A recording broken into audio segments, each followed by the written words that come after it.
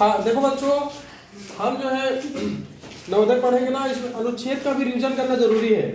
ठीक है, गणित का भी रिवीजन कर लिए है ना, और मानसिक योग्यता का चित्र संबंधी रिवीजन कर लिए। आप जो है ये अनुच्छेद का भी रिवीजन करना जरूरी है, क्योंकि 25 नंबर का ये भी पूछा जाता है। 20 सवाल और टोटल 25 नंबर का पूछा जाता है। तो ये आपके जो स्क्रीन में देख रहे हैं आप लोग जो है ना, इसको पहले अच्छे से पढ़ लेना है ना।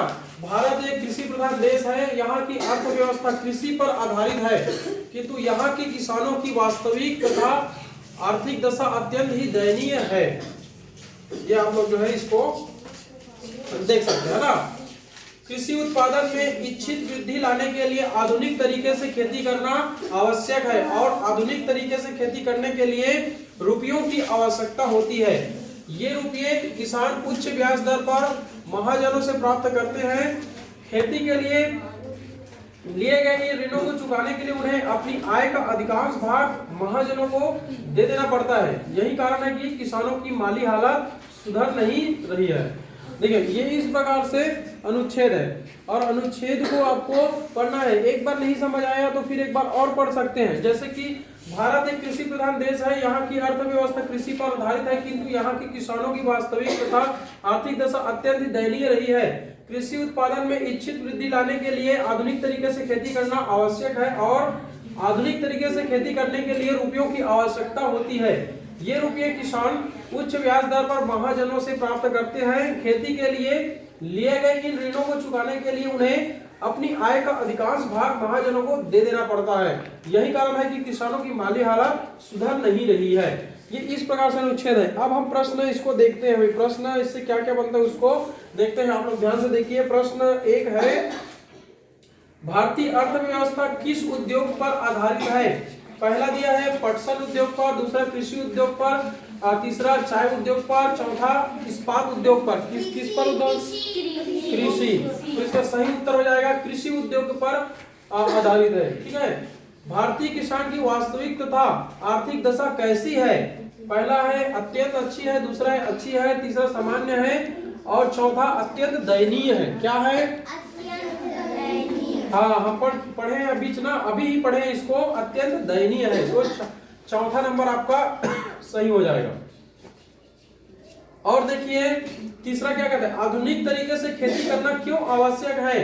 क्यों आवश्यक है? पहला नंबर दिया है विदेशी तरीकों के अनुकरण के लिए, और दूसरा दिया इनमें जोखिम नहीं रहता है, तीसरा उत्पादन में इच्छित वृद्धि होती है, किसानों की दशा में सुधार के लिए।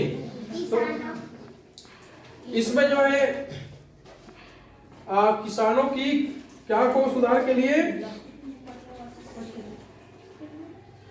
उत्पादन में इच्छित वृद्धि करने के लिए। जब उत्पादन में वृद्धि हो जाएगा तो किसानों की स्थिति तो ऑटोमेटिक सुधर जाएगा, इसीलिए इसका उत्तर हो जाएगा उत्पादन में इच्छित वृद्धि। यहाँ पे देखो किसानों की दशा सुधारने, ये ऐसा लगता है कि ये दोनों सवाल सही है, दोनों उत्तर सही है ऐसा हमको लगता है, लेकिन सही उत्तर उत्पादन में इच्छित वृद्धि है। ये वृद्धि हो जाएगा तो सुधार ऑटोमेटिक आ जाएगा।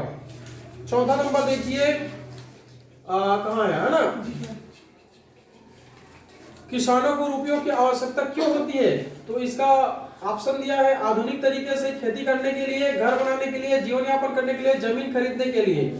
पहला है भाई आधुनिक तरीके से खेती करने के लिए इसको क्या पैसे की आवश्यकता होती है ना। पांचवा देखिए, किसान कहां से रुपया प्राप्त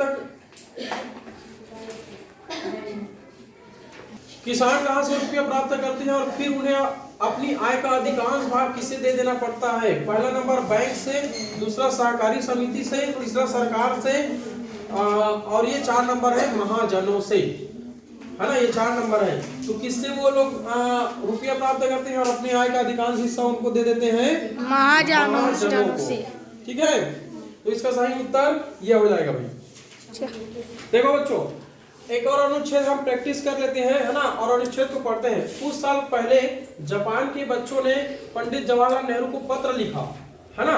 जापान के बच्चों ने भारत के जो प्रधानमंत्री है पंडित जवाहरलाल नेहरू को पत्र लिखा और उनसे प्रार्थना की कि वे उनको एक हाथी भेज दें। देखो वे हाथी की मांग कर रहे हैं। भारत के बच्चों की ओर से उन्होंने उनको एक सुंदर हाथी भेज दिया। वह हाथी मैसूर से आया था, उसे समुद्री रास्तों से जापान भेजा गया। जब वह टोक्यो पहुंचा तो हजारों बच्चे उसे देखने के लिए आए। उनमें से बहुतों ने कभी हाथी नहीं देखा था।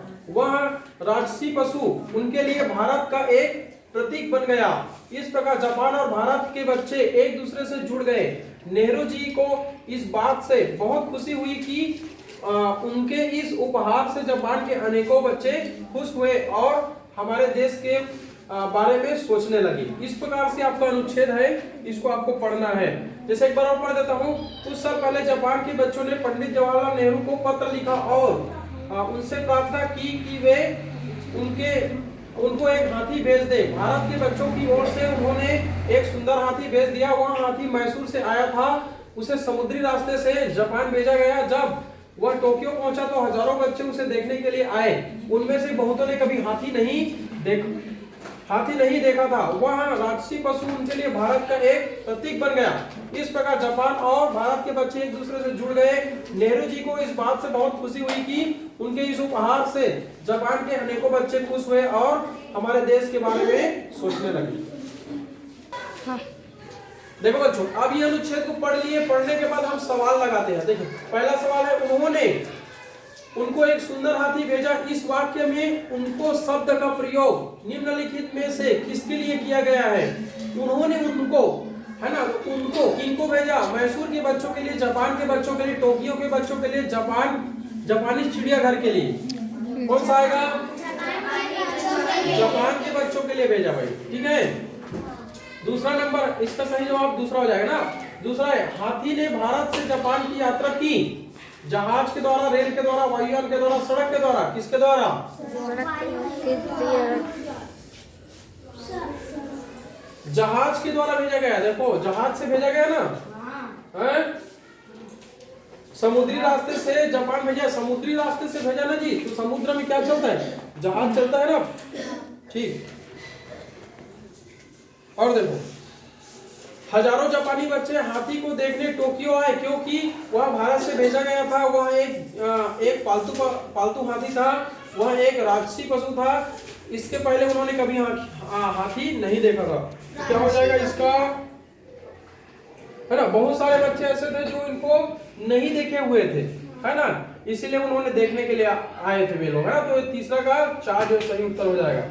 4 का देखिए, नेहरू जी खुश थे क्योंकि पहला नंबर, उन्होंने जापान को एक हाथी भेजा था। उनके उपहार से जापानी बच्चे हमारे देश के बारे में सोचने लगे।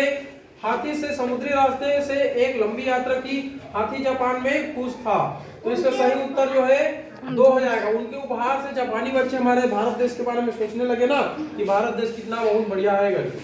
5वां नंबर देखिए, नेहरू जी एक हाथी जापान भेजा क्योंकि उन्हें हाथी पसंद थे। हाथी राजसी पशु है। जापानी बच्चों ने हाथी मांगा था। जापान की सरकार ने एक हाथी मांगा था। क्या हो जाएगा? जापानी बच्चों ने हाथी मांगा। हाँ, जापानी बच्चों ने हाथी मांगा था, इसलिए उसकी ख्वाहिशें पूरा करने के लिए जवाहरलाल नेहरू जी जो ने हाथी भेजा, क्योंकि वो जो बच्चों से बहुत प्रेम करते थे। बच्चों एक अनुच्छेद और देख लेते हैं ना। अनुच्छेद नंबर 6 क्या कहता है, इसको हम लोग जो है देख लेते हैं भाई। देखिए, सिकंदर की भेंट एक संत से हुई।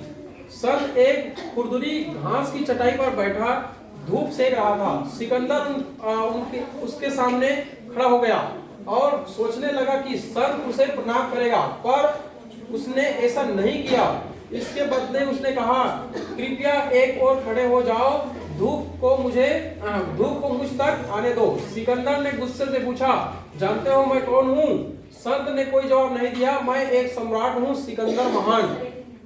उसने कहा, है ना, कि सम्राट तुम नहीं हो। संत ने कहा, हाँ मैं हूँ। सिकंदर बोला, मैंने आधी दुनिया को जीत लिया है।